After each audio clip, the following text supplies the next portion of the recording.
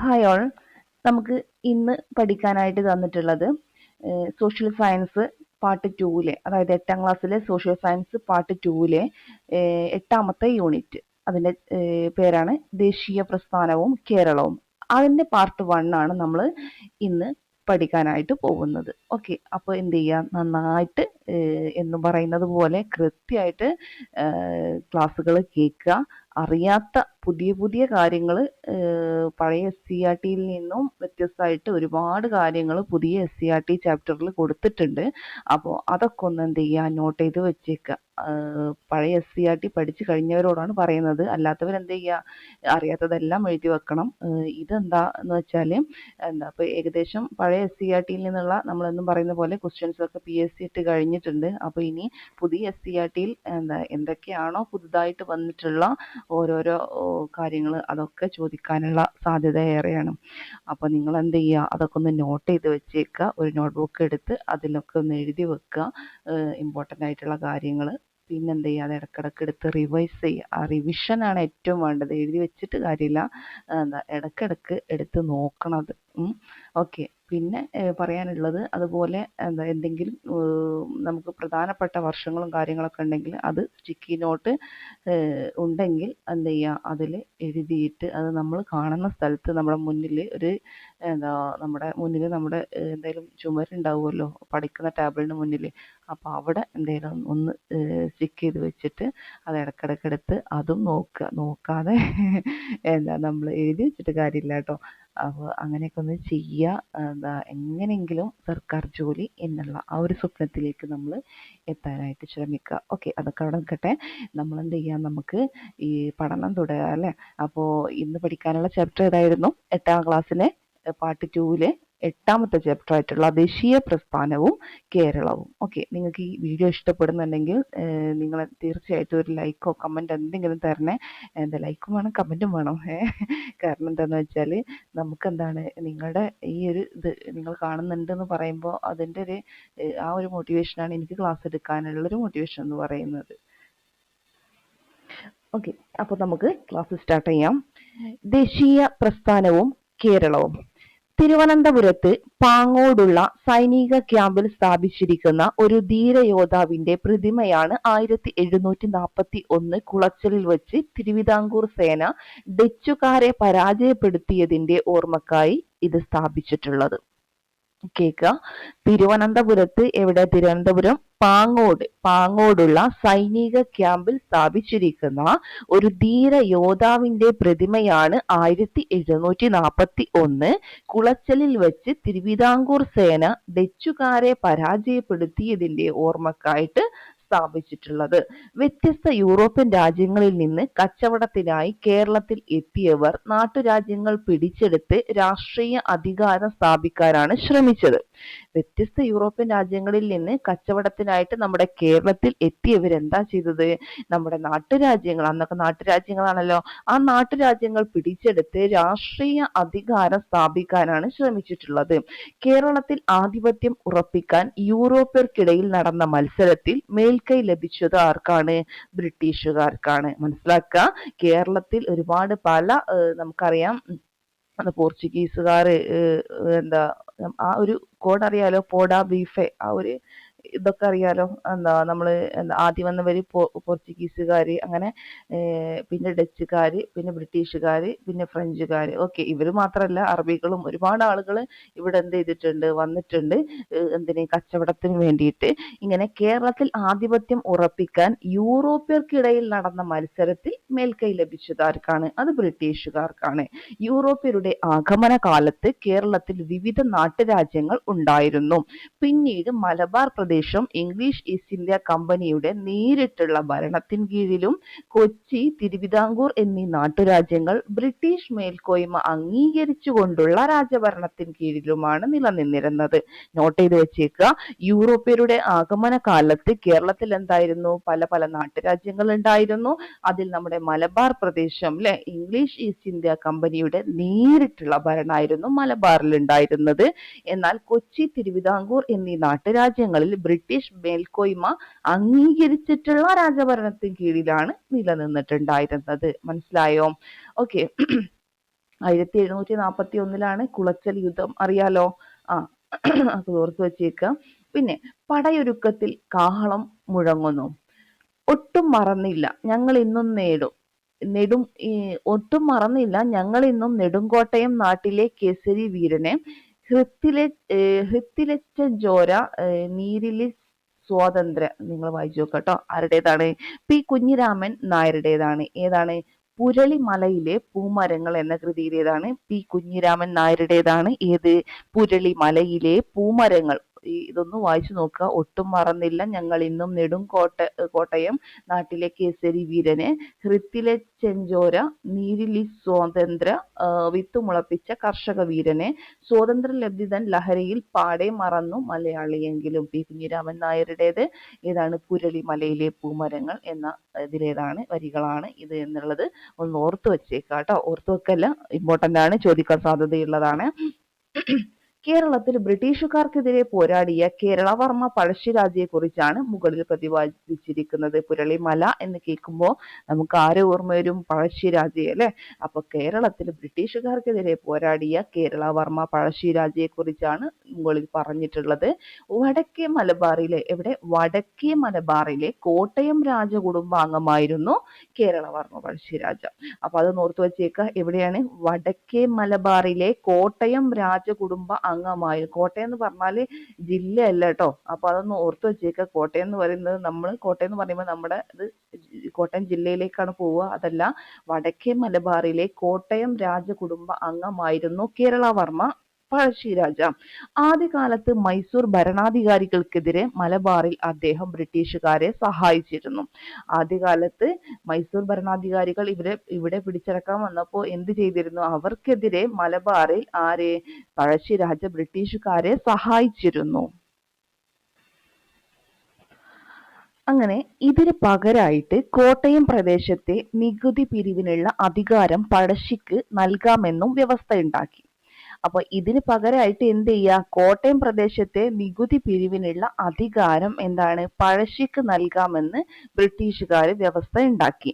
എന്നാൽ ശ്രീരംഗപട്ടണം ഉടമ്പടി പ്രകാരം മലബാർ എന്ത് ചെയ്യാണ്? ഇംഗ്ലീഷ് ഈസ്റ്റ് ഇന്ത്യ കമ്പനിയുടെ അധീനതയിലായതോടെ സ്ഥിതി മാറി. ഓക്കെ, ബ്രിട്ടീഷുകാരുടെ ആ ഒരു ഇതൊക്കെ മാറി. അതായത് ആദ്യം വടക്കേ മലബാറിലെ കോട്ടയം രാജകുടുംബാംഗമായിരുന്ന പഴശ്ശിരാജ മൈസൂർ ഭരണാധികാരികൾക്കെതിരെ എന്ത് ചെയ്തിരുന്നു? മലബാറിൽ ബ്രിട്ടീഷുകാരെ സഹായിച്ചിരുന്നു. അതിന് പകരം ബ്രിട്ടീഷുകാർ എന്ത് പറഞ്ഞു? നിങ്ങൾക്ക് എന്ത് ചെയ്യാം? നികുതി പിരിക്കാനുള്ള അധികാരം ഇവിടെ കോട്ടയം പ്രദേശത്തെ നികുതി പിരിക്കാനുള്ള അധികാരം നിങ്ങൾക്ക് നൽകാന്ന് പറഞ്ഞു. അങ്ങനെ പിന്നെ നമുക്ക് എന്താണ്? മലബാർ മൈസൂർ രാജാക്കന്മാരിൽ നിന്നും ശ്രീരംഗപട്ടണം ഉടമ്പടി പ്രകാരം നമുക്ക് അവരിൽ നിന്നും ഇത് കിട്ടുകയാണ്. എന്നാൽ ശ്രീരംഗപട്ടണം ഉടമ്പടി പ്രകാരം മലബാർ എന്ത് ചെയ്യാണ്? ഇംഗ്ലീഷ് ഈസ്റ്റ് ഇന്ത്യ കമ്പനിയുടെ അധീനതയിലാവുകയാണ് ചെയ്യുന്നത്. പക്ഷെ ഇത് ബ്രിട്ടീഷുകാരുടെ അധീനതയിലായതോടെ പിന്നീട് ഈ പറഞ്ഞ കാര്യങ്ങളൊന്നും അല്ല അവിടെ സംഭവിക്കുന്നത്. ഓക്കെ, അങ്ങനെ കോട്ടയത്തെ നികുതി പിരിക്കാനുള്ള അധികാരം ബ്രിട്ടീഷുകാർ അവരോട് വിധേയത്വം പുലർത്തിയിരുന്ന പഴശ്ശിയുടെ ഒരു അമ്മാവൻ ഉണ്ടായിരുന്നു. ആര്? കുറുമ്പ്രനാട് രാജാവ്. ആ കുറുമ്പ്രനാട് രാജാവ് വീരവർമ്മയെയാണ് ബ്രിട്ടീഷുകാർ ഏൽപ്പിക്കുന്നത്. ഈ അവഗണന, അതിൽ ആർക്കായാലും അവഗണന ഉണ്ടാവൂലേ? ആ അവഗണനക്കെതിരെ പ്രതിഷേധിച്ച പഴശ്ശിരാജ പുതിയ ഭരണാധികാരികൾക്ക് നികുതി കൊടുക്കേണ്ടതില്ലെന്ന് ജനങ്ങളോട് ആഹ്വാനം ചെയ്തു. ഓക്കെ, അപ്പോൾ ബ്രിട്ടീഷുകാരെ സഹായിച്ച് ലാസ്റ്റ് ബ്രിട്ടീഷുകാർ എന്ത് ചെയ്യാണ്? നമ്മുടെ പഴശ്ശിയെ എന്ത് ചെയ്യാണ്? അവഗണിക്കുകയാണ് അല്ലേ. പഴശ്ശിക്ക് നൽകേണ്ടിയിരുന്ന അധികാരം എന്ത് ചെയ്യാണ്? പഴശ്ശിയുടെ അമ്മാവനായിട്ടുള്ള കുറുമ്പനാട് രാജാവിന് നൽകാണ്. ഇതിൽ എന്ത് ചെയ്യാണ്? പഴശ്ശിക്ക് ഇഷ്ടക്കേട് ഉണ്ടാവുകയാണ്. അങ്ങനെ പഴശ്ശിരാജ പുതിയ ഭരണാധികാരികൾക്ക് നികുതി കൊടുക്കേണ്ടതില്ലെന്ന് ജനങ്ങളോട് ആഹ്വാനം ചെയ്യാണ്. ഇതോടെ പഴശ്ശിക്കും ബ്രിട്ടീഷുകാർക്കിടയിൽ എന്ത് വരും? സംഘർഷം ഉടലെടുത്തു. ഇംഗ്ലീഷ് ഈസ്റ്റ് ഇന്ത്യ കമ്പനിക്കെതിരെ പഴശ്ശി കൈക്കൊണ്ട പ്രതിരോധ തന്ത്രങ്ങൾ. ഒന്ന്, ഇംഗ്ലീഷ് ഈസ്റ്റ് ഇന്ത്യ കമ്പനിക്കെതിരെ പിന്നെ പഴശ്ശി എന്ത് ചെയ്യും? പ്രതിരോധ തന്ത്രങ്ങൾ മെനയും. അങ്ങനെ കൈക്കൊണ്ട പ്രതിരോധ തന്ത്രങ്ങളാണ്. ഒന്ന്, താവളം എവിടേക്ക് മാറ്റി? വയനാട്ടിലേക്ക് മാറ്റുകയാണ്. താവളം എന്ത് ചെയ്തു? വയനാട്ടിലേക്ക് മാറ്റി തദ്ദേശീയ ജനവിഭാഗങ്ങളെ കൂടെ ചേർത്തു. അവിടെയുള്ള കൂടെയുള്ള ജനവിഭാഗങ്ങളെ കൂടെ ചേർത്തു. താവളം ഇവിടേക്ക് മാറ്റുകയാണ്, വയനാട്ടിലേക്ക്. പിന്നീട് ഗറില്ല വാർഫെയറിൽ, ഗറില്ല യുദ്ധം അല്ലെങ്കിൽ ഒളിപ്പോർ നടത്തുകയാണ് ആര്? പഴശ്ശി രാജ ഒളിപ്പോര് നടത്തി. കുറിച്യ നായകൻ തലക്കൽ ചന്തു, നായർ പടയെ നയിച്ച എടച്ചേന കൊങ്കൻ, കൈത്തേരി അമ്പു, കണ്ണവത്ത് ശങ്കരൻ, പള്ളൂർ എമ്മൻ എന്നിവർ പഴശ്ശിക്ക് ശക്തമായ സൈനിക പിൻബലം നൽകുകയാണ്. അന്ന് അവിടെ വയനാട്ടിലെ കുറിച്യ നായകനായിട്ടുള്ള തലക്കൽ ചന്തു, ഇതൊക്കെ ഇമ്പോർട്ടൻ്റ് ആണ്, എഴുതി വെച്ചോ, എക്സാമിന് വരും. കുറിച്യ നായകനാരായിരുന്നു? തലക്കൽ ചന്തു. പിന്നെ നായർ പടയെ നയിച്ചത് ആരായിരുന്നു? ഇടച്ചേന കുങ്കൻ. അതുപോലെ കൈത്തേരി അമ്പു, കണ്ണവത്ത് ശങ്കരൻ, പള്ളൂർ എമ്മൻ. ഓക്കെ, ഇവർ പഴശ്ശിക്ക് ശക്തമായിട്ടുള്ള സൈനിക പിൻബലം നൽകുകയാണ്. വനങ്ങളും മലയിടുക്കുകളും നിറഞ്ഞ വയനാട്ടിൽ ജനങ്ങളുടെ പിന്തുണയോടെ പ്രതിരോധം തീർത്ത പഴശ്ശിയെ കീഴടക്കുക എളുപ്പമല്ലെന്ന് ആർക്ക് മനസ്സിലാവുകയാണ്? ബ്രിട്ടീഷുകാർക്ക് മനസ്സിലാവുകയാണ്. അദ്ദേഹത്തിനെതിരെ ബഹുവിധ നടപടികളാണ് ബ്രിട്ടീഷുകാർ കൈക്കൊണ്ടത്. എന്തൊക്കെയാണത്? തന്ത്രപ്രധാന സ്ഥലങ്ങളിൽ സൈനിക താവളങ്ങൾ അവരൊരുക്കി. ബ്രിട്ടീഷുകാര് തന്ത്രപ്രധാന സ്ഥലങ്ങളിൽ സൈനിക താവളങ്ങൾ ഒരുക്കി. പുതിയ റോഡുകളൊക്കെ നിർമ്മിച്ചു. വയനാട്ടിലേക്ക് അരി എത്തിക്കുന്നത് എന്ത് ചെയ്യുകയാണ്? തടയുകയാണ്. കലാപത്തിൽ പങ്കെടുക്കുന്നവരെ പിടിച്ചു കൊടുക്കുന്നവർക്ക് പാരിതോഷികം പ്രഖ്യാപിച്ചു. കലാപത്തിൽ പങ്കെടുക്കുന്നവരെ പിടിച്ചു കൊടുക്കുകയാണെങ്കിൽ എന്ത് ചെയ്യും? അതിന് പാരിതോഷികം തരാന്നൊക്കെ പറഞ്ഞ് അത് പ്രഖ്യാപിക്കുകയാണ്. ഓക്കെ, അപ്പൊ നമ്മൾ ശ്രീരംഗപട്ടണം ഉടമ്പടി പറഞ്ഞല്ലോ നേരത്തെ. എന്താ നോക്കാം. മൂന്നാം ആംഗ്ലോ മൈസൂർ യുദ്ധത്തിൽ മൈസൂർ പരാജയപ്പെട്ടതിനെ തുടർന്ന് മൂന്നാമത്തെ ബ്രിട്ടീഷ് മൈസൂർ യുദ്ധത്തില് മൈസൂർ പരാജയപ്പെട്ടു. അതിനെ തുടർന്ന് 1792 മാർച്ച് 18 മൈസൂർ ഭരണാധികാരിയായ ടിപ്പു സുൽത്താനും ഇംഗ്ലീഷ് ഈസ്റ്റ് ഇന്ത്യ കമ്പനിയും തമ്മിൽ ഒപ്പുവച്ച ഉടമ്പടിയാണിത്. ഈ ഉടമ്പടി പ്രകാരം ടിപ്പുവിന്റെ അധീനതയിലായിരുന്ന മലബാർ, മനസ്സിലായില്ല, നമ്മൾ ആദ്യം പറഞ്ഞ മലബാർ, പിന്നെ കൂർഗ് എന്നീ പ്രദേശങ്ങൾ ആർക്ക് ലഭിക്കുകയാണ്? ബ്രിട്ടീഷുകാർക്ക് ലഭിക്കുകയാണ്. അപ്പൊ മൈസൂർ മൂന്നാം ആംഗ്ലോ മൈസൂർ യുദ്ധത്തിൽ മൈസൂർ പരാജയപ്പെട്ടതിനെ തുടർന്ന് 1792 മാർച്ച് 18, ആ വർഷം ഡേറ്റ് ഒന്ന് പഠിച്ചേ. 1792 മാർച്ച് 18, 1792 മാർച്ച് 18 മൈസൂർ ഭരണാധികാരിയായ ടിപ്പു സുൽത്താനും ഇംഗ്ലീഷ് ഈസ്റ്റ് ഇന്ത്യ കമ്പനിയും തമ്മിൽ ഒപ്പുവച്ച ഉടമ്പടിയാണിത് എന്നുള്ളതും കൂടെ ഓർത്തു വച്ചേക്കുക. ഇനി പഴശ്ശിക്കും സംഘത്തിനും ഇംഗ്ലീഷ് ഈസ്റ്റ് ഇന്ത്യ കമ്പനി വിലയിട്ടത് നോക്കാനാണ് പറഞ്ഞിട്ടുള്ളത്. പിടിച്ചു കൊടുത്താൽ മുഴുവൻ പഗോഡയും കിട്ടുന്നൊക്കെ പുതിയ ഫാക്ട്സ് ആണ്. പഴയ SCERT ഇതൊന്നുമില്ല. അപ്പൊ എന്ത് ചെയ്യാ, നിങ്ങൾ ഇത് നോക്കുക. പഴശ്ശിക്കും സംഘത്തിനും ഇംഗ്ലീഷ് ഈസ്റ്റ് ഇന്ത്യ കമ്പനി വിലയിട്ടത് നോക്കാനാ പറഞ്ഞിട്ടുള്ളത്. ഇവരെ പിടിച്ചു കൊടുത്താൽ മുഴുവൻ പഗോഡയും കിട്ടും, വിവരം നൽകിയാൽ പകുതി കിട്ടും. ഓക്കെ, അത് നോക്കുക. കേരള വർമ്മ പഗോഡ എന്ന് പറഞ്ഞാൽ അന്നത്തെ വിനിമയ നാണയമാണ് കേട്ടോ, പഗോഡ എന്ന് പറയുന്നത്.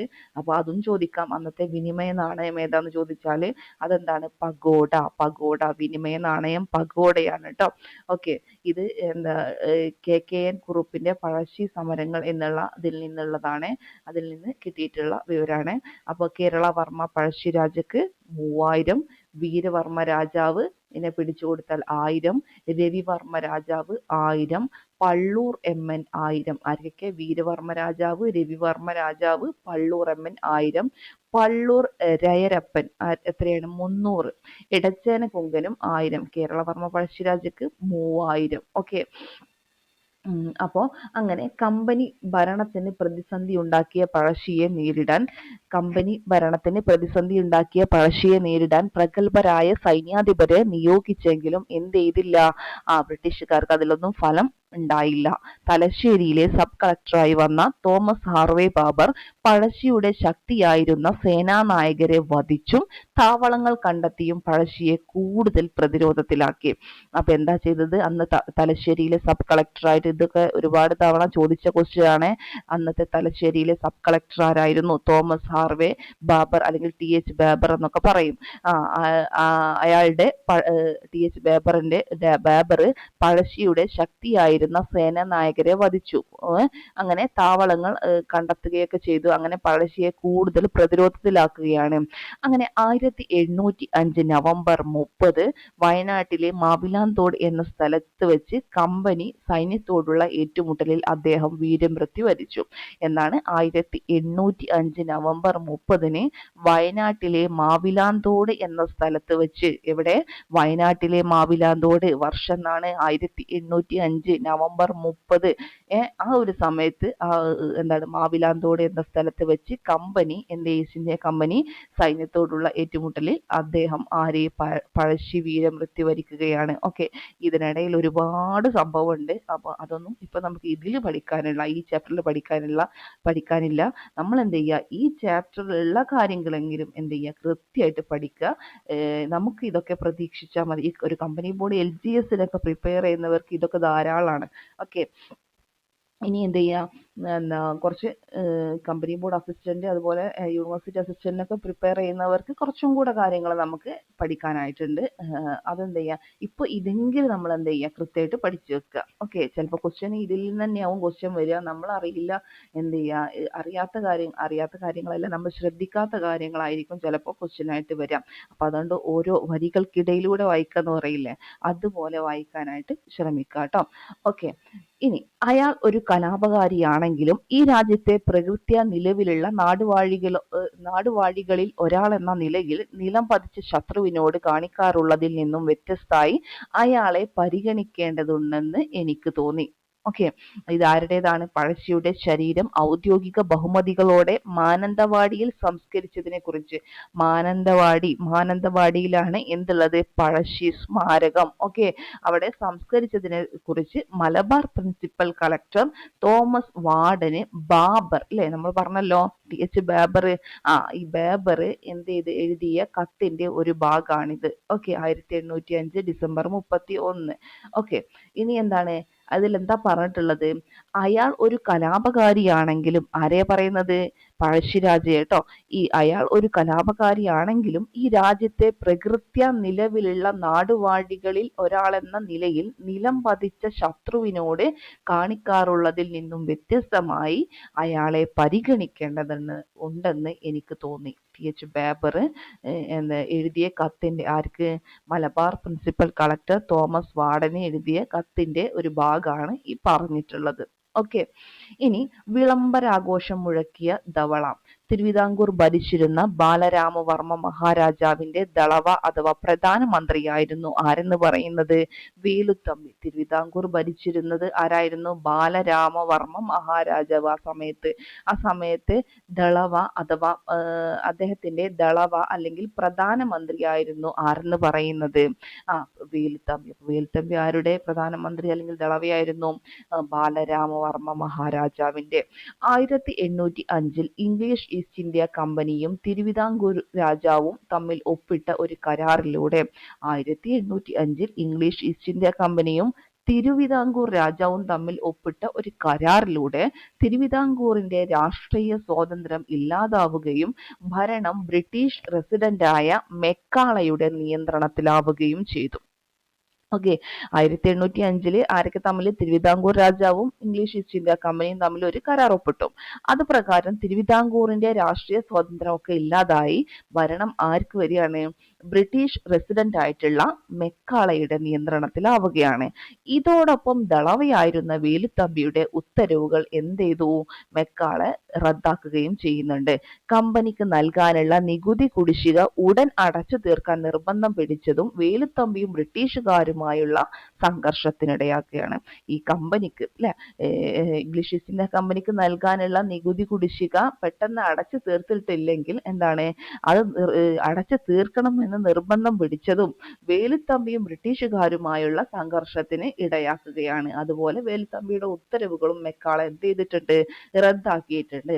അങ്ങനെ അന്ന് കൊച്ചിയിലെ പ്രധാനമന്ത്രിയായിരുന്ന പാലിയത്തച്ഛനും മെക്കാളയിൽ നിന്ന് സമാനമായിട്ടുള്ള അനുഭവം നേരിട്ടിരുന്നു. അന്ന് കൊച്ചിയിൽ പ്രധാനമന്ത്രി ആരായിരുന്നു? പാലിയത്തച്ഛനായിരുന്നു. ഈ പാലിയത്തച്ഛനും മെക്കാളയിൽ നിന്ന് ഈ ഒരു അനുഭവം നേരിട്ടിരുന്നു. അങ്ങനെ വേലുത്തമ്പി പാലിയത്തച്ഛനുമായി, രണ്ടാൾക്ക് ഏതായാലും ഏകദേശം ഒരേ ഇതൊക്കെയാണ്, ഉണ്ടായിട്ടുള്ളത്. അങ്ങനെ അവരെന്താണ് ഒരു രഹസ്യധാരണയിൽ ഏർപ്പെടുകയും തിരുവിതാംകൂറിന്റെയും കൊച്ചിയുടെയും സംയുക്ത സൈന്യം, രണ്ട് സൈന്യം കൂടെ കൂടിയിട്ട് കൊച്ചിയിലെ മെക്കാളയുടെ ക്യാമ്പ് ആക്രമിക്കുകയാണ്. എന്നാൽ ഈ ആക്രമണത്തിൽ നിന്ന് ആര് രക്ഷപ്പെട്ടു? നമ്മുടെ മെക്കാളെ രക്ഷപ്പെടുകയാണ് ചെയ്യുന്നത്. 1809 ജനുവരി 11 തിരുവിതാംകൂറിലെ കുണ്ടറയിൽ വെച്ച് ഒരു വിളംബരത്തിലൂടെ 1809 ജനുവരി 11 കുണ്ടറ വിളംബരം എന്നാണ് ചോദിച്ചാ ഓർക്കുക. 1809 ജനുവരി 11 എഴുതി വെച്ചേ.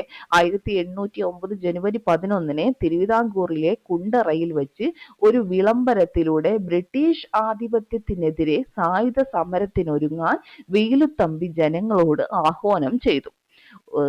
1809 ജനുവരി 11 തിരുവിതാംകൂറിലെ കുണ്ടറയിൽ വെച്ച് ഒരു വിളംബരം നടത്തി. ആ വിളംബരത്തിലൂടെ ബ്രിട്ടീഷ് ആധിപത്യത്തിനെതിരെ സായുധ സമരത്തിനൊരുങ്ങാൻ വേലുത്തമ്പി എന്ത് ചെയ്യുകയാണ്? ആ ജനങ്ങളോട് ആഹ്വാനം ചെയ്യുകയാണ്. ഈ വിളംബരം കുണ്ടറ വിളംബരം എന്നറിയപ്പെടുന്നു. കൊല്ലവർഷം 948 മകരം 1 കേട്ടോ. അതും ചോദിച്ചിട്ടുള്ളതാണ്. കുണ്ടറ വിളംബരം 1809 ജനുവരി 11 നമുക്കറിയാം. അപ്പോ കൊല്ലവർഷം എന്നാന്ന് ചോദിച്ചാൽ 948 മകരം 1. തിരുവിതാംകൂറിനെ സംരക്ഷിക്കുന്നു എന്ന് അവകാശപ്പെടുന്ന ബ്രിട്ടീഷുകാർ നാടിനെ കൊള്ളയടിക്കുകയാണെന്നും ഇവർ തുടർന്നാൽ എന്താണ് നാട് നശിക്കുമെന്നും ഇവർക്കെതിരെ രാജഭക്തരും ദേശസ്നേഹികളും ആയുധമെടുത്ത് പോരാട്ടത്തിന് തയ്യാറാകണം എന്നുമാണ് ഈ വിളംബരത്തിലൂടെ തിരുവിതാംകൂറിലെ ദളവയായ വേലുത്തമ്പി ആഹ്വാനം ചെയ്തത്. ഓക്കെ, അങ്ങനെ തിരുവിതാംകൂർ രാജാവിന് ദളവയുടെ ഇത്തരം നീക്കങ്ങൾ ഇഷ്ടമായിരുന്നില്ലെങ്കിലും നാട്ടുകാരെ തന്റെ കൂടെ നിർത്തിക്കൊണ്ട് വേലുത്തമ്പി ബ്രിട്ടീഷുകാരോട് പോരാട്ടം തുടർന്നു. തിരുവിതാംകൂർ രാജാവിന് ദളവയുടെ ഇത്തരം നീക്കങ്ങളൊന്നും ഇഷ്ടമല്ലായിരുന്നു. എങ്കിലും നാട്ടുകാരെ തന്റെ കൂടെ നിർത്തിക്കൊണ്ട് വേലുത്തമ്പി എന്ത് ചെയ്യുകയാണ്? ബ്രിട്ടീഷുകാരോട് പോരാട്ടം തുടർന്നു. കമ്പനി സൈന്യത്തോട് പരാജയപ്പെടുകയും സഹചാരിയായ പാലിയത്തച്ചൻ സഖ്യത്തിൽ നിന്നും പിന്മാറുകയും ചെയ്തത് ദളവക്ക് തിരിച്ചടിയായി. കൊച്ചിയിലെ ആരായിരുന്നു? നമ്മൾ പഠിച്ചല്ലോ, കൊച്ചിയിലെ പ്രധാനമന്ത്രിയായിട്ടുള്ള പാലിയത്തച്ചൻ അല്ലെ. ഈ പാലിയത്തച്ചൻ എന്ത് ചെയ്യുകയാണ്? പിന്നീട് സഖ്യത്തിൽ നിന്ന് ആദ്യം വേലുത്തമ്പിയോടൊപ്പം നിന്നു. പക്ഷെ പിന്നീട് പാലിയത്തച്ചൻ എന്ത് ചെയ്യാണ്? ഇതിൽ നിന്ന് പിന്മാറുകയും ചെയ്തത് ദളവക്ക് തിരിച്ചടിയായി. അദ്ദേഹത്തെ ദളവ പദവിയിൽ നിന്ന് രാജാവ് നീക്കം ചെയ്യുകയും ചെയ്തു. ആരെ? നമ്മുടെ വേലുത്തമ്പിയെ. അങ്ങനെ വേലുത്തമ്പിയെ ദളവ പദവിയിൽ നിന്ന് രാജാവ് നീക്കം ചെയ്തു. തിരുവിതാംകൂറിന്റെയും കമ്പനിയുടെയും സംയുക്ത സൈന്യം വേലുത്തമ്പി അഭയം തേടിയ മണ്ണടിയിലെ ഭവനം വളയുകയാണ് അല്ലെ. തിരുവിതാംകൂറിന്റെയും കമ്പനിയുടെയും സംയുക്ത സൈന്യം എന്ത് ചെയ്യുകയാണ്? വേലുത്തമ്പി അഭയം തേടിയ മണ്ണടിയിലെ ഭവനം വളഞ്ഞപ്പോൾ വിദേശ ശക്തിക്ക് പിടികൊടുക്കാതെ അദ്ദേഹം മരണം വരിക്കുകയാണ് ചെയ്തത്. ആര്? ദളവ. ഓക്കെ, അങ്ങനെ കൊച്ചിയും പാലിയത്തച്ചനും നോക്കാം നമുക്ക്.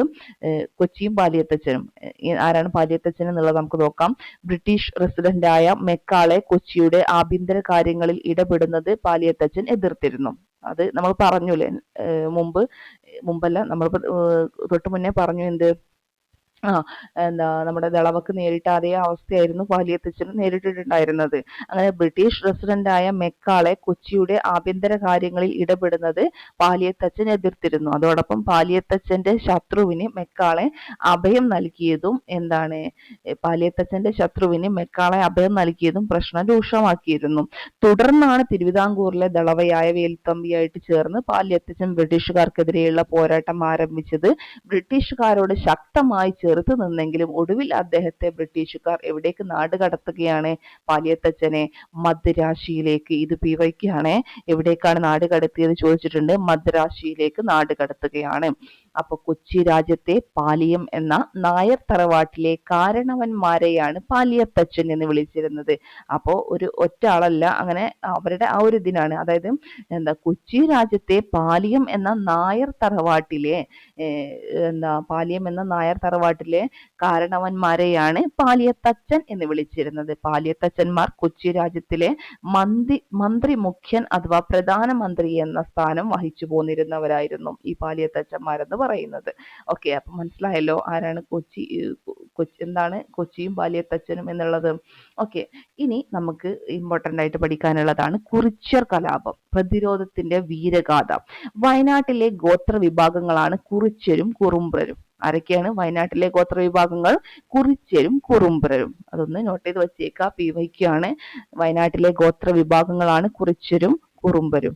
അങ്ങനെ കലാപത്തിൽ പഴശ്ശിയെ സഹായിച്ചിരുന്ന ഇവരെ പിന്നീട് ബ്രിട്ടീഷുകാർ ശത്രുക്കളായിട്ടാണ് കാണുന്നത്. കലാപത്തിൽ എന്ത് ചെയ്തു? ഇവര് പഴശ്ശിയെ സഹായിച്ചിരുന്നു. അങ്ങനെ ഇവരെ ബ്രിട്ടീഷുകാർ ശത്രുക്കളായിട്ട് കാണുകയാണ്. ഗോത്ര ജനതയുടെ തുണ്ടുഭൂമികൾ പിടിച്ചെടുത്തു. പരമ്പരാഗത കൃഷിരീതികൾ തുടരാൻ അനുവദിച്ചില്ല. നികുതിയായി സാധനങ്ങൾക്ക് പകരം പണം ആവശ്യപ്പെട്ടു. ഗോത്ര ജനതയുടെ തുണ്ടുഭൂമികൾ ഇവര് പിടിച്ചെടുക്കുകയാണ്. പരമ്പരാഗത കൃഷിരീതികൾ തുടരാൻ ബ്രിട്ടീഷുകാർ ഇവരെ അനുവദിക്കുന്നില്ല, സമ്മതിക്കുന്നില്ല. നികുതിയായിട്ട് എന്ത് ചെയ്യുകയാണ്? സാധനങ്ങൾക്ക് പകരം പണം ആവശ്യപ്പെടുകയാണ്. നികുതിയായിട്ട് സാധനങ്ങൾക്ക് പകരം പണം ആവശ്യപ്പെടുകയാണ്. 1812 കുറിച്യർ കലാപം ആരംഭിച്ചത്. PYQ എഴുതി വെച്ചോ.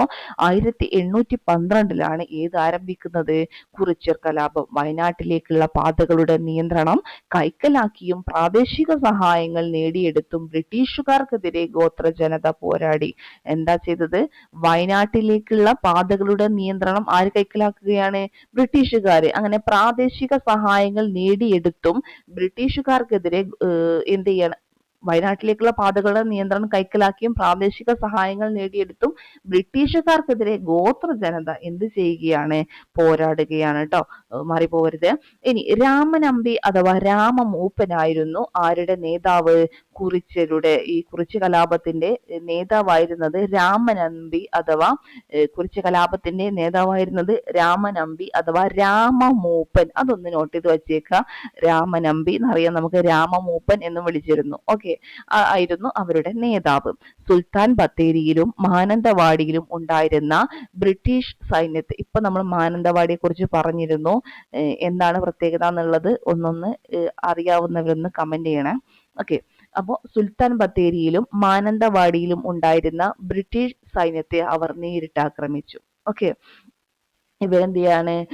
കുറിച്യർ കലാപകാരികൾ സുൽത്താൻ ബത്തേരിയിലും മാനന്തവാടിയിലും ഉണ്ടായിരുന്ന ബ്രിട്ടീഷ് സൈന്യത്തെ നേരിട്ട് ആക്രമിച്ചു. എന്നാൽ കൂടുതൽ പട്ടാളക്കാരെ മറ്റ് സ്ഥലങ്ങളിൽ നിന്ന് എത്തിച്ച് കുറിച്യർ കലാപം ആരടിച്ചമർത്തുകയാണ്?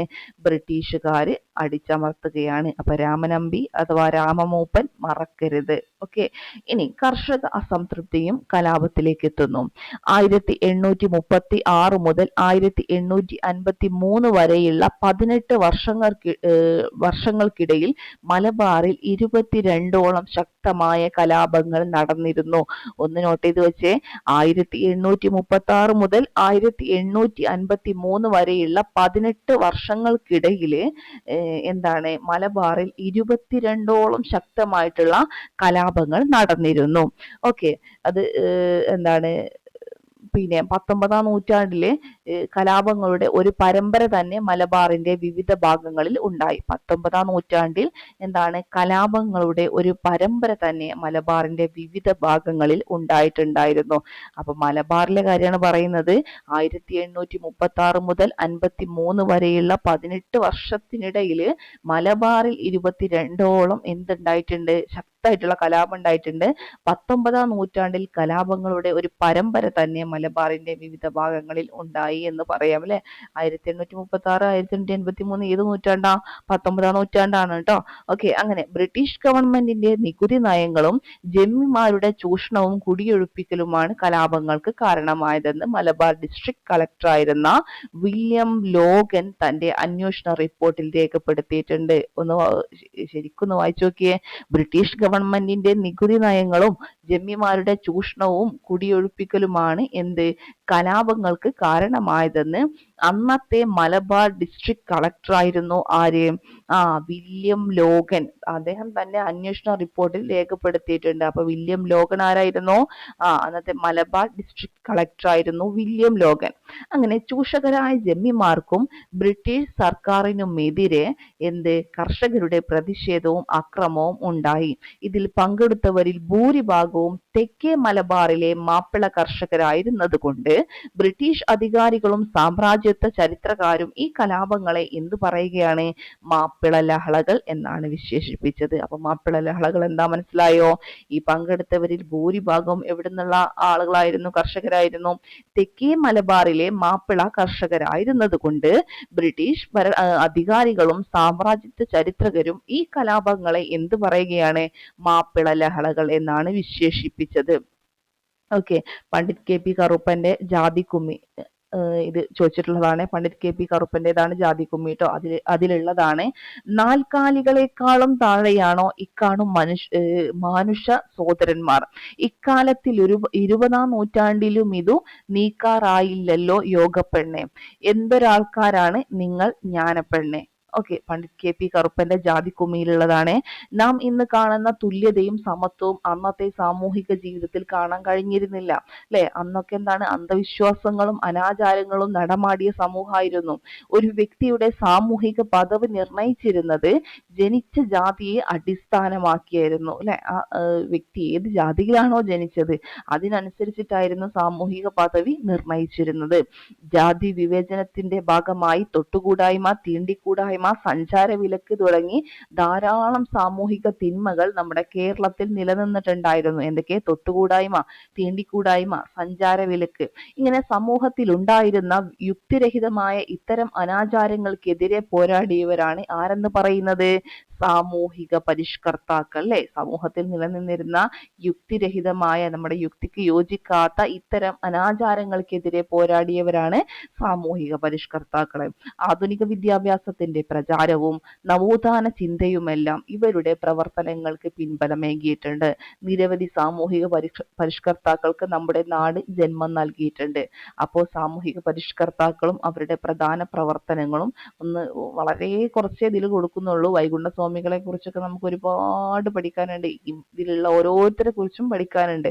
അപ്പോൾ ഞാൻ നേരത്തെ പറഞ്ഞ പോലെ SCRT-യിലുള്ളത് ചിലപ്പോൾ നമ്മൾ ഇത്രയും പഠിച്ചു കഴിഞ്ഞിട്ട് ക്വസ്റ്റ്യൻ വരുന്നത് ഇതിൽ നിന്ന് തന്നെയായിരിക്കും. അപ്പോൾ നമ്മൾ എന്ത് ചെയ്യുക? ഇതിലുള്ള കാര്യങ്ങൾ കൃത്യമായിട്ട് പഠിക്കുക. പിന്നെ ബാക്കിയുള്ളത് നമ്മൾ റെഫറൻസിനായിട്ട് തിരഞ്ഞെടുക്കുക കേട്ടോ. ഓക്കെ, അങ്ങനെ വൈകുണ്ഠ സ്വാമികൾ നോക്കാം നമുക്ക്. കേരളത്തിലെ ആദ്യകാല സാമൂഹ്യ പരിഷ്കർത്താക്കളിൽ ഒരാളായിരുന്നു വൈകുണ്ഠ സ്വാമികൾ. വിഗ്രഹാരാധനയുടെ യുക്തിരാഹിത്യം വെളിപ്പെടുത്തിക്കൊണ്ട് ദക്ഷിണേന്ത്യയിൽ ആദ്യമായി കണ്ണാടി പ്രതിഷ്ഠ നടത്തി. അപ്പോൾ നമ്മോട് ചോദിക്കാം, ദക്ഷിണേന്ത്യയിൽ ആദ്യമായിട്ട് കണ്ണാടി പ്രതിഷ്ഠ നടത്തിയതാരാണ്? വൈകുണ്ഠ സ്വാമികൾ. കേരളത്തിലെ ആദ്യകാല സാമൂഹ്യ പരിഷ്കർത്താക്കളിൽ ഒരാളായിരുന്നു. എന്തിന്? വിഗ്രഹാരാധനയുടെ യുക്തിരാഹിത്യം വെളിപ്പെടുത്തിക്കൊണ്ട് ആണ് എന്ത് ചെയ്തത്? ദക്ഷിണേന്ത്യയിൽ ആദ്യമായിട്ട് കണ്ണാടി പ്രതിഷ്ഠ നടത്തിയത്. അദ്ദേഹം സ്ഥാപിച്ച പ്രസ്ഥാനമാണ് സമത്വ സമാജം. സമത്വ സമാജം. ഓക്കെ, അത് എന്ത് ചെയ്യുക? ഇമ്പോർട്ടൻ്റ് ആണ്, പഠിച്ചു വെച്ചേക്കുക. പ്രസ്ഥാനം സമത്വ സമാജം. ഇനി കുര്യാക്കോസ് ഏലിയാസ് ചാവറ സാമൂഹിക പരിഷ്കർത്താവും വിദ്യാഭ്യാസ പ്രവർത്തകനും ആയിരുന്നു. അതുപോലെ അവശത അനുഭവിക്കുന്ന ജനവിഭാഗങ്ങൾക്കായിട്ട് അനാഥാലയങ്ങളും വിദ്യാലയങ്ങളും ആര് സ്ഥാപിച്ചിട്ടുണ്ട്? കുര്യാക്കോസ് ഏലിയാസ് ചാവറ സ്ഥാപിച്ചിട്ടുണ്ട്. പിന്നെ ശ്രീനാരായണ ഗുരു കേരളത്തിൽ സാമൂഹിക മാറ്റത്തിനു വേണ്ടി പ്രവർത്തിച്ച പരിഷ്കർത്താക്കളിൽ പ്രഥമ സ്ഥാനീയനായിരുന്നു ശ്രീനാരായണ ഗുരുവിനുണ്ടായിരുന്നത്. അന്ധവിശ്വാസങ്ങൾക്കും ജാതി വിവേചനങ്ങൾക്കും എതിരെ പോരാടി വിദ്യ കൊണ്ട് പ്രബുദ്ധരാകാൻ ഉദ്ഘോഷിച്ചു. അപ്പൊ ആരാണ് പറഞ്ഞത്? വിദ്യ കൊണ്ട് പ്രബുദ്ധരാകാൻ ഉദ്ഘോഷിച്ചത് ശ്രീനാരായണ ഗുരു. വിദ്യ കൊണ്ട് പ്രബുദ്ധരാകുക. അരുവിപ്പുറത്ത് ശിവപ്രതിഷ്ഠ നടത്തുകയും. എവിടെ? അരുവിപ്പുറത്ത്. എവിടെയാണ് ശിവപ്രതിഷ്ഠ നടത്തിയത്? അരുവിപ്പുറത്ത്. അതുപോലെ എന്താണ്? ജാതിഭേദവും മതദ്വേഷവും ഇല്ലാതെ ഏവരും സാഹോദര്യത്തോടെ കഴിയുന്ന മാതൃകാ സ്ഥാനമെന്ന് ഈ ക്ഷേത്രത്തെ വിശേഷിപ്പിക്കുകയും ചെയ്തു. ജാതിഭേദവും മതദ്വേഷവും ഇല്ലാതെ ഏവരും സാഹോദര്യത്തോടെ കഴിയുന്ന മാതൃകാ സ്ഥാനം എന്ന് ഈ ക്ഷേത്രത്തെ എന്ത് ചെയ്യുകയാണ്? വിശേഷിപ്പിക്കുകയും ചെയ്തു. സഹോദരൻ അയ്യപ്പൻ, മഹാകവി Kumaranasan, doctor P Palpu, TK Madhavan തുടങ്ങിയ പരിഷ്കർത്താക്കളെ അദ്ദേഹത്തിന്റെ ദർശനങ്ങൾ സ്വാധീനിച്ചിട്ടുണ്ട്. ആരൊക്കെ സ്വാധീനിച്ചിട്ടുണ്ട്? അയ്യപ്പൻ, സഹോദരൻ അയ്യപ്പൻ, മഹാകവി Kumaranasan, doctor P Palpu, TK Madhavan തുടങ്ങിയ പരിഷ്കർത്താക്കളെ ഈ ശ്രീനാരായണ ഗുരുവിന്റെ ദർശനങ്ങൾ സ്വാധീനിച്ചു. ശ്രീനാരായണ ഗുരുവിന്റെ പ്രസ്ഥാനമാണ് ശ്രീനാരായണ ധർമ്മ പരിപാലന യോഗം. ഓക്കെ, ശ്രീനാരായണ ധർമ്മ പരിപാലന യോഗം എന്നുള്ളത്. അതൊന്ന് നോട്ട് ചെയ്ത് വെച്ചേക്കാം. എന്താണ് ശ്രീനാരായണ ധർമ്മ പരിപാലന യോഗം ആരുടെ പ്രസ്ഥാനമാണ്? ശ്രീനാരായണ ഗുരുവിന്റെ. അങ്ങനെ ചട്ടമ്പി സ്വാമികൾ ജാതി വ്യവസ്ഥയെയും യുക്തിരഹിതമായ ആചാരങ്ങളെയും എതിർത്തു. മലയാള ഭാഷക്കും സാഹിത്യത്തിനും വിലപ്പെട്ട സംഭാവനകളായിരുന്നു ആരുടെ രചനകൾ? ചട്ടമ്പി സ്വാമികളുടെ രചനകൾ. ഓക്കെ, ഇനി അയ്യങ്കാളി. അടിസ്ഥാന ജനവിഭാഗങ്ങളുടെ അവകാശങ്ങൾക്കും ആത്മാഭിമാനത്തിനും സഞ്ചാര സ്വാതന്ത്ര്യത്തിനും, അടിവരയിട്ട് പഠിച്ചോ, സഞ്ചാര സ്വാതന്ത്ര്യത്തിനും വിദ്യാഭ്യാസത്തിനും വേണ്ടി പോരാടി. അടിസ്ഥാന ജനവിഭാഗങ്ങളുടെ അവകാശങ്ങൾക്കും ആത്മാഭിമാനത്തിനും സഞ്ചാര സ്വാതന്ത്ര്യത്തിനും വിദ്യാഭ്യാസത്തിനും വേണ്ടി പോരാടി. വില്ലുവണ്ടി സമരം എഴുതി വെച്ചേക്കുക. വില്ലുവണ്ടി സമരം, കല്ലുമാല സമരം എന്നിവ അദ്ദേഹം നേതൃത്വം നൽകിയ പ്രധാനപ്പെട്ട സമരങ്ങളായിരുന്നു. അദ്ദേഹത്തിന്റെ പ്രസ്ഥാനമായിരുന്നു സാധുജന പരിപാലന സംഘം. സാധുജന പരിപാലന സംഘം. ഇനി വക്കം അബ്ദുൽ ഖാദർ മൗലവി മുസ്ലിം സമുദായത്തിന്റെ സാംസ്കാരിക നവോത്ഥാനത്തിനു വേണ്ടി പ്രവർത്തിച്ചു. രാജവാഴ്ചയുടെ പൊള്ളത്തനങ്ങൾ വെളിച്ചത്ത് കൊണ്ടുവരാൻ സ്വദേശാഭിമാനി പത്രം ആരംഭിച്ചു. അപ്പൊ സ്വദേശാഭിമാനി പത്രം ആരംഭിച്ചതാരാണ്? വക്കം അബ്ദുൽ ഖാദർ മൗലവി അല്ലെ. മുസ്ലിം സമുദായത്തിന്റെ സാംസ്കാരിക നവോത്ഥാനത്തിനു വേണ്ടി പ്രവർത്തിച്ച ആളാണ്. രാജവാഴ്ചയുടെ പൊള്ളത്തരങ്ങൾ വെളിച്ചത്ത് കൊണ്ടുവരാൻ ഈ സ്വദേശാഭിമാനി പത്രം ആരംഭിച്ചു. അദ്ദേഹത്തിന്റെ പ്രസ്ഥാനമാണ് തിരുവിതാംകൂർ മുസ്ലിം മഹാജനസഭ. തിരുവിതാംകൂർ മുസ്ലിം മഹാജനസഭ ഇതൊക്കെ ചോദിച്ചിട്ടുള്ളതാണ്. അതുകൊണ്ടാണ് ഈ പറയുന്നത്. നിങ്ങൾ എന്ത് ചെയ്യുക? നോട്ട് ചെയ്ത് വെച്ചേക്കുക. വക്കം അബ്ദുൽ ഖാദർ മൗലവി. പിന്നെ മന്നത്ത് പത്മനാഭൻ. നായർ സമുദായത്തിന്റെ, അതൊന്ന് എഴുതിയ, നായർ സമുദായത്തിന്റെ സാമൂഹിക മുന്നേറ്റത്തിനും വിദ്യാഭ്യാസ പുരോഗതിക്കും വേണ്ടി പ്രവർത്തിച്ചു. കേരളത്തിൽ പൗരാവകാശങ്ങൾ നേടിയെടുക്കുന്നതിന് വേണ്ടിയുള്ള സമരങ്ങൾ നയിച്ചു. കേരളത്തിൽ പൗരാവകാശങ്ങൾ നേടിയെടുക്കുന്നതിന് വേണ്ടിയുള്ള സമരങ്ങൾ നയിച്ചു. ഓക്കെ, അദ്ദേഹത്തിന്റെ പ്രസ്ഥാനമായിരുന്നു നായർ സർവീസ് സൊസൈറ്റി, NSS അറിയാലോ. നായർ സർവീസ് സൊസൈറ്റി ആരുടേതാണ്? മന്നത്ത് പത്മനാഭൻ. ഇനി പൊയ്കയിൽ യോഹന്നാൻ. ജാതീയത, അടിമത്തം തുടങ്ങിയ സാമൂഹിക തിന്മകൾക്കെതിരെ പോരാടി. പ്രസ്ഥാനം പ്രത്യക്ഷ രക്ഷാ ദൈവസഭ, PRDS കേട്ടിട്ടുണ്ടാവും. പ്രത്യക്ഷ രക്ഷാ ദൈവസഭ. ജാതീയത പൊയ്കയിൽ യോഹന്നാന്റേതാണ്. ജാതീയത, അടിമത്തം തുടങ്ങിയ സാമൂഹിക തിന്മകൾക്കെതിരെ പോരാടി. ഇനി പണ്ഡിറ്റ് KP കറുപ്പൻ. കവിയും നാടകകൃത്തുമായ അദ്ദേഹം. പണ്ഡിറ്റ് KP കറുപ്പൻ എന്തായിരുന്നു? കവിയായിരുന്നു, നാടകകൃത്തായിരുന്നു. അദ്ദേഹം പിന്നാക്ക വിഭാഗങ്ങളുടെ ഉന്നമനത്തിന് വേണ്ടിയിട്ട് പ്രവർത്തിച്ചു. പ്രസ്ഥാനം ഏതായിരുന്നു? അരയ സമാജം. PYക്കാണ്. അരയ സമാജം ആരുടേതാണ്? പണ്ഡിറ്റ് KP കറുപ്പൻ. ഇനി VT ഭട്ടതിരിപ്പാട്. യോഗക്ഷേമ സഭയാണ് VT ഭട്ടതിരിപ്പാടിന്റെ പ്രസ്ഥാനം എന്ന് പറയുന്നത്. VT ഭട്ടതിരിപ്പാട് യോഗക്ഷേമ സഭ. നമുക്ക് ചേരുംപടി ചേർക്കാനൊക്കെ ക്വസ്റ്റ്യൻ വരാവുന്നതാണ്. അപ്പൊ യോഗക്ഷേമ സഭ ആരുടേതാണ്? VT ഭട്ടതിരിപ്പാട്. നമ്പൂതിരി സമുദായ പരിഷ്കർത്താവ്, സാമൂഹിക പ്രവർത്തകൻ. നമ്പൂതിരി ട്ടോ, അതൊന്ന് നോട്ട് ചെയ്ത് വെച്ചേക്കുക. നമ്പൂതിരി. നായർ നമ്മൾ നേരത്തെ പറഞ്ഞല്ലോ, ആരായിരുന്നു? മന്നത്ത് പത്മനാഭൻ. ഇത് നമ്പൂതിരി സമുദായ പരിഷ്കർത്താവ്, സാമൂഹിക പ്രവർത്തകൻ, എഴുത്തുകാരൻ എന്നീ നിലകളിൽ അറിയപ്പെട്ടു. ഓക്കെ, അതുപോലെ എന്താണ്? അടുക്കളയിൽ നിന്ന് അരങ്ങത്തേക്ക്, അത് വളരെ ഇമ്പോർട്ടന്റ് ആണ്. അടുക്കളയിൽ നിന്ന് അരങ്ങത്തേക്ക് എന്ന പ്രസിദ്ധമായ നാടകം രചിച്ചത് VT ആണ്. VT ഭട്ടതിരിപ്പാടാണ്. അദ്ദേഹത്തിന്റെ പ്രസ്ഥാനമായിരുന്നു യോഗക്ഷേമ സഭ. ഇനി വാഗ്ഭടാനന്ദൻ. യുക്തിയിൽ അധിഷ്ഠിതമായി വിമർശന ചിന്തയെ പ്രോത്സാഹിപ്പിച്ചു. ആചാരങ്ങളെ കാലത്തിനനുസരിച്ച് പരിഷ്കരിക്കാൻ ശ്രമിച്ചു. പ്രസ്ഥാനം ഇമ്പോർട്ടന്റ് ആണ്. ആത്മവിദ്യാ സംഘം ആരുടേതാണ്? വാഗ്ഭടാനന്ദൻ. ആത്മവിദ്യാ സംഘം, വാഗ്ഭടാനന്ദൻ. യുക്തിയിൽ അധിഷ്ഠിതമായി വിമർശന ചിന്തയെ പ്രോത്സാഹിപ്പിച്ചു. ആചാരങ്ങളെ കാലത്തിനനുസരിച്ച് പരിഷ്കരിക്കാൻ ശ്രമിച്ചു. ഓക്കെ, ഇനി ഇവരെ കൂടാതെ നിരവധി സാമൂഹിക പരിഷ്കർത്താക്കൾ കേരളത്തിൽ ഉണ്ടായിട്ടുണ്ട്. ദാക്ഷായണി വേലായുധൻ, പാർവതി നെന്മേനി മംഗലം, ആര്യ പള്ളം, കാളിക്കുട്ടി ആശാത്തി തുടങ്ങിയവർ സ്ത്രീകളുടെ സാമൂഹിക ഉന്നമനത്തിന് വേണ്ടി പ്രവർത്തിച്ചവരാണ്. എന്ന് എഴുതി വെച്ച്. കാളിക്കുട്ടി ആശാത്തി കേട്ടിട്ടുണ്ടോ? ദാക്ഷായണി വേലായുധൻ, പാർവതി നെന്മേനി മംഗലം, ആര്യ പള്ളം, പിന്നെ കാളിക്കുട്ടി ആശാത്തി. ഇവരെന്ത്? സ്ത്രീകളുടെ സാമൂഹിക ഉന്നമനത്തിന് വേണ്ടി പ്രവർത്തിച്ചവരാണ്. സാമൂഹിക പരിഷ്കർത്താക്കളുടെ പ്രവർത്തനങ്ങൾ സാമൂഹികമായി പിന്നാക്കം നിൽക്കുന്നവരുടെയും സ്ത്രീകളുടെയും അവകാശങ്ങൾക്കും വിദ്യാഭ്യാസ പുരോഗതിക്കും കാരണമായി. സാമൂഹിക പരിഷ്കർത്താക്കളുടെ പ്രവർത്തനങ്ങൾ എന്ത് ചെയ്തു? സാമൂഹികമായിട്ട് പിന്നാക്കം നിൽക്കുന്നവരുടെയും അതുപോലെ സ്ത്രീകളുടെയും അവകാശങ്ങൾക്കും വിദ്യാഭ്യാസ പുരോഗതിക്കൊക്കെ കാരണമായിട്ടുണ്ട്. സാമൂഹിക നീതിയിൽ അധിഷ്ഠിതമായ ഒരു പുതിയ സമൂഹത്തെ സൃഷ്ടിക്കാനും കേരളത്തിന്റെ നവോത്ഥാന കാലഘട്ടത്തെ അടയാളപ്പെടുത്താനും സാമൂഹിക പരിഷ്കർത്താക്കൾക്ക് കഴിഞ്ഞു എന്നുള്ളതാണ്. ഓക്കെ, പൗര സ്വാതന്ത്ര്യത്തിന് വേണ്ടിയുള്ള പോരാട്ടങ്ങൾ. മേൽമുണ്ട് സമരം വളരെ ഇമ്പോർട്ടന്റ് ആണ്.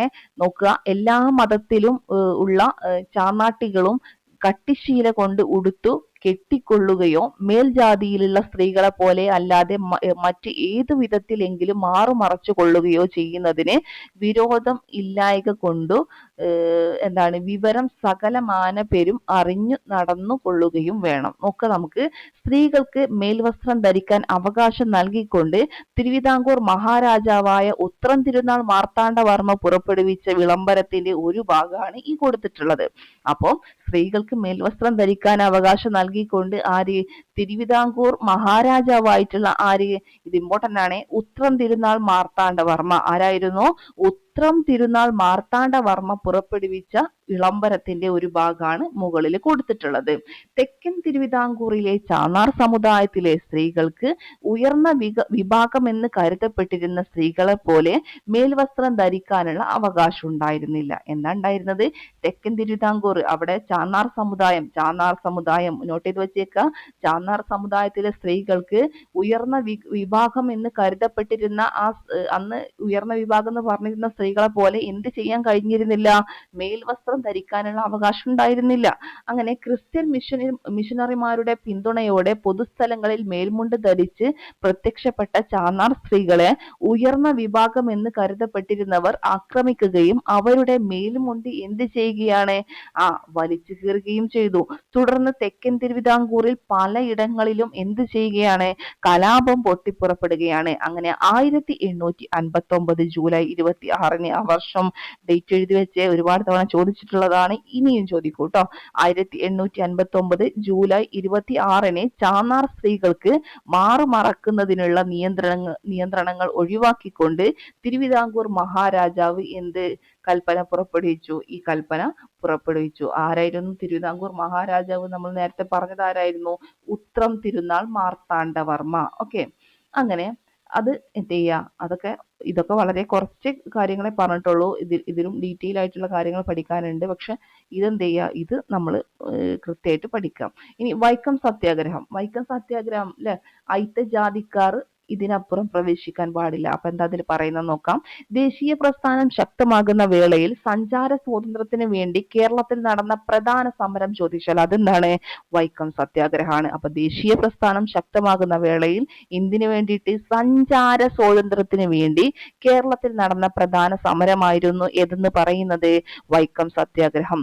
വൈക്കം ക്ഷേത്രത്തിന് ചുറ്റുമുള്ള റോഡിലൂടെ താഴ്ന്നതെന്ന് ഗണിക്കപ്പെട്ടിരുന്ന ജനവിഭാഗങ്ങളെ എന്ത് ചെയ്യാണ്? സഞ്ചരിക്കാൻ അനുവദിച്ചിരുന്നില്ല. ഈ വിവേചനത്തിനെതിരെ 1924 മാർച്ച് 30 വൈക്കം സത്യാഗ്രഹം ആരംഭിക്കുകയാണ്. അപ്പൊ എന്നാ വൈക്കം സത്യാഗ്രഹം ആരംഭിച്ചത്? 1924 മാർച്ച് 30. എന്തിനു വേണ്ടിയായിരുന്നു? വൈക്കം ക്ഷേത്രത്തിന് ചുറ്റുമുള്ള റോഡിലൂടെ താഴ്ന്നതെന്ന് ഗണിക്കപ്പെട്ടിരുന്ന ജനവിഭാഗങ്ങളെ എന്ത് ചെയ്യാൻ അനുവദിച്ചിരുന്നില്ല? അതിലൂടെ അവർക്ക് സഞ്ചരിക്കാനുള്ള സ്വാതന്ത്ര്യം ഉണ്ടായിരുന്നില്ല. ഇതിനെതിരെ 1924 മാർച്ച് 30 സത്യാഗ്രഹം ആരംഭിച്ചു. T K. Madhavan, K Kelappan, K P. Kesava Menon തുടങ്ങിയവരാണ് ഈ സത്യാഗ്രഹം നയിച്ചത്. T K. Madhavan, K Kelappan, K P. Kesava Menon. അപ്പം വൈക്കം സത്യാഗ്രഹവുമായി ബന്ധപ്പെട്ടവരിൽ ഉൾപ്പെടാത്തത് ആരെന്നൊക്കെ ചോദിച്ചാൽ ഇപ്പോൾ ഉൾപ്പെടുന്നത് നമ്മൾ പഠിക്കണ്ടേ? അപ്പൊ T K. Madhavan, K Kelappan, K P. Kesava Menon തുടങ്ങിയവരാണ് ഈ സത്യാഗ്രഹം എന്ത് ചെയ്തത്? നയിച്ചത്. ദേശീയ ശ്രദ്ധയാകർഷിച്ച വൈക്കം സത്യാഗ്രഹം മഹാത്മാഗാന്ധിയുടെ മധ്യസ്ഥതയിലാണ് പിന്നീട് അവസാനിച്ചത്. 1925 നവംബർ 23 ക്ഷേത്രത്തിന്റെ 3 വശങ്ങളിൽ കൂടിയുള്ള റോഡുകൾ, വർഷം എന്നാണ് ഒരു വർഷമല്ലേ, 1924 മാർച്ച് 30 സത്യാഗ്രഹം ആരംഭിച്ചത്. 1925 നവംബർ 23 ക്ഷേത്രത്തിന്റെ 3 വശങ്ങളിൽ കൂടിയുള്ള റോഡുകൾ, അതായത് കിഴക്കേ നടയിലേക്കുള്ള 2 പാതകൾ ഒഴികെ ഹിന്ദു മതത്തിലെ എല്ലാ വിഭാഗങ്ങൾക്കും തുറന്നു കൊടുക്കപ്പെട്ടു എന്നാണ് 1925 നവംബർ 23-ന് ക്ഷേത്രത്തിന്റെ 3 വശങ്ങളിൽ കൂടിയുള്ള റോഡുകൾ, അതായത് കിഴക്കേ നടയിലേക്കുള്ള 2 പാത ഒഴികെ ഹിന്ദു മതത്തിന്റെ എല്ലാ വിഭാഗങ്ങൾക്കും തുറന്നു കൊടുക്കപ്പെട്ടു. ഓക്കെ, ഇനി സവർണ ജാഥ നോക്കാം. വൈക്കം സത്യാഗ്രഹത്തോടുള്ള ഐക്യദാർഢ്യം പ്രകടിപ്പിക്കുന്നതിന് വേണ്ടി മന്നത്ത് പത്മനാഭന്റെ നേതൃത്വത്തിൽ വൈക്കത്ത് നിന്ന് തിരുവനന്തപുരത്തേക്ക് ജാഥ സംഘടിപ്പിച്ചു. ഇത് സവർണ ജാഥ എന്ന് അറിയപ്പെടുന്നു. ടി.കെ. മാധവൻ കണ്ടോ? ഓക്കെ, അപ്പോൾ വൈക്കം സത്യാഗ്രഹത്തോടുള്ള ഐക്യദാർഢ്യം പ്രകടിപ്പിക്കുന്നതിന് വേണ്ടിയിട്ട് മന്നത്ത് പത്മനാഭന്റെ നേതൃത്വത്തിൽ എവിടുന്ന് എവിടേക്ക്? വൈക്കത്ത് നിന്ന് തിരുവനന്തപുരത്തേക്ക്. എവിടുന്ന്? വൈക്കത്ത് നിന്ന് തിരുവനന്തപുരത്തേക്ക് ജാഥ സംഘടിപ്പിച്ചു. ഇതാണ് സവർണ ജാഥ എന്ന് പറയുന്നത്. അപ്പൊ T K. Madhavan, K Kelappan, K P. Kesava Menon എന്നിവരാണ് ഈ സത്യാഗ്രഹം നയിച്ചത്. അതൊന്ന് നോട്ട് ചെയ്ത് വെച്ചേക്കുക. T K. Madhavan, K Kelappan, K P. Kesava Menon. അപ്പോൾ ഇത്രയും കാര്യങ്ങളാണ് നമുക്ക് ഇന്ന് പഠിക്കാനായിട്ട് തന്നിട്ടുള്ളത്. ഇതിന്റെ തുടർച്ച അടുത്ത ക്ലാസ്സിൽ ഉണ്ടാവും. അപ്പോൾ നിങ്ങൾ എന്ത് ചെയ്യുക? ഇത് കൃത്യമായിട്ട് പഠിക്കുക. ഇതിന്റെ എക്സാം പോയി അറ്റൻഡ് ചെയ്യുക. ഓക്കെ, അപ്പോൾ ശരി, താങ്ക് യു.